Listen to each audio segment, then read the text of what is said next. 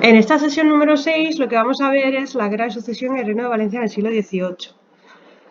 ¿Qué ocurre en España durante el antiguo régimen?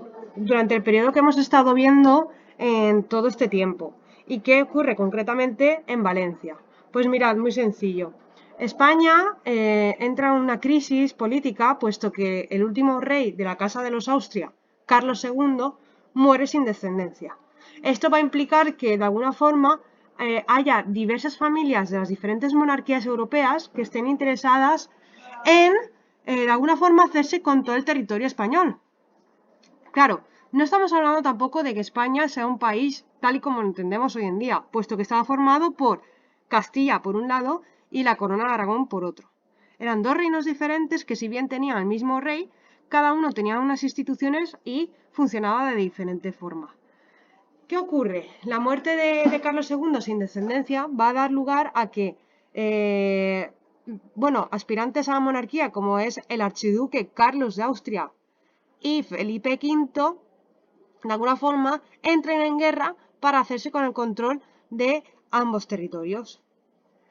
Esta guerra termina de la siguiente forma. Termina en la derrota del archiduque. Esto va a dar lugar al el establecimiento de determinadas políticas en los dos territorios, pero claro, previamente para que eso ocurra, vais a ver que se tiene que firmar un tratado, que es el de Utrecht, que es el que tenéis aquí, que es un acuerdo de paz en el que de alguna forma se pone fin a la guerra de sucesión española, que es como se conoce a esta guerra. Claro, el Tratado de Utrecht va a implicar que haya diferentes territorios dentro de Europa que pertenecían a la familia de los Borbones, puesto que Felipe V es quien se hace con la monarquía en estos territorios, contra el que hemos dicho, el archiduque Carlos de Austria.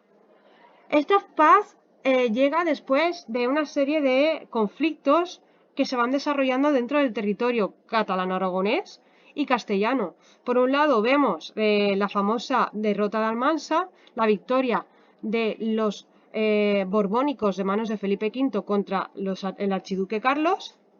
Por otro lado vamos a ver también cómo esa guerra va a continuar de forma más violenta en Cataluña y en Mallorca posteriormente hasta el año 1714 y 1715, y cómo finalmente Felipe V, que se erige como el nuevo monarca, se hace con la fuerza y con mucha violencia con todo el territorio castellano y aragonés.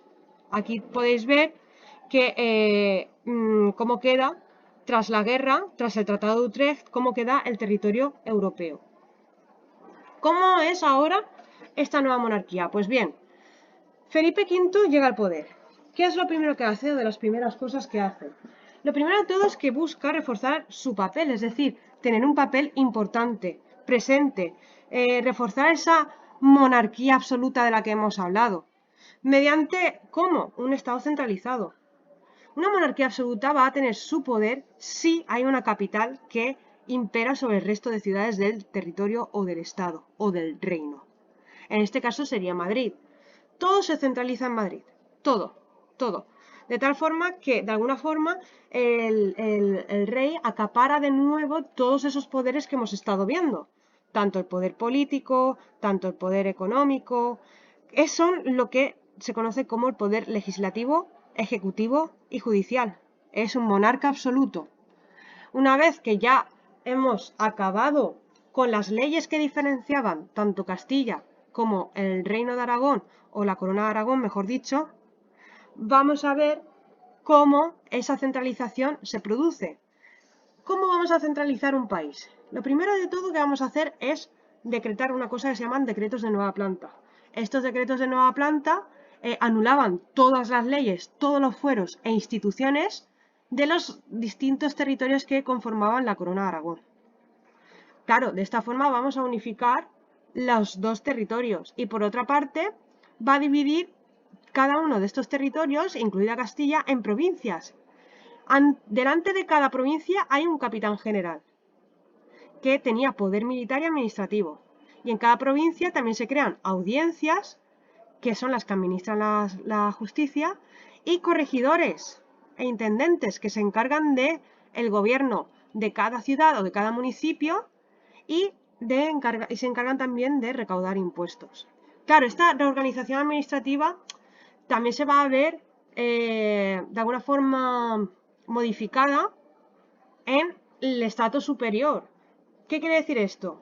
Territorialmente hemos visto que se divide así el territorio con la llegada de Felipe V, pero también vemos que desde la parte más alta del poder, es decir, desde el rey hasta un poquito más abajo, o todo lo que rodea al rey, vamos a ver que Felipe V crea secretarios de Estado. Estos secretarios de Estado se reunían en un gabinete y son los que de alguna forma aconsejaba al rey en todas las opiniones que necesitaba, en todos los actos que necesitaba, pues, de la ayuda de estos secretarios. Y por otro lado también va a crear el Consejo de Castilla y Cortes Generales del Reino. Estas cortes, pues, son representativas, porque ya, como hemos visto, en la monarquía absoluta, el rey es quien pierde, perdón, los parlamentos pierden todo el poder y se concentran en la figura del monarca. ¿Cuáles son? Aquí tenéis un esquema de cuáles son las reformas administrativas que os he comentado ahora.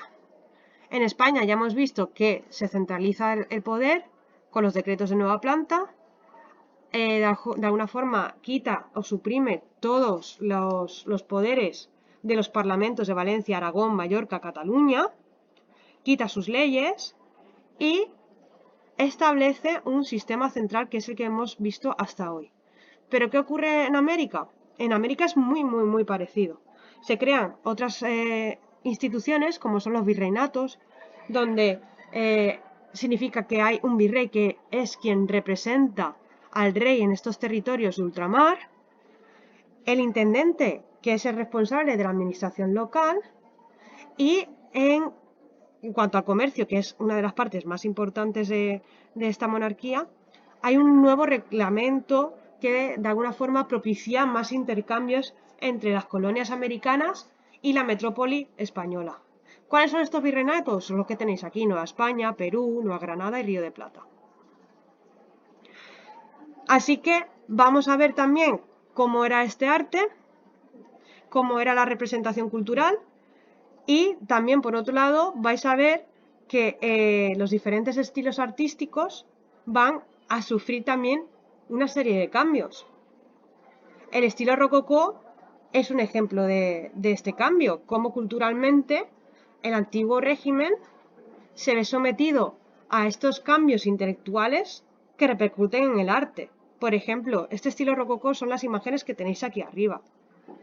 Es la culminación del barroco. El barroco es ese estilo recargado también, pero el rococó todavía es más recargado.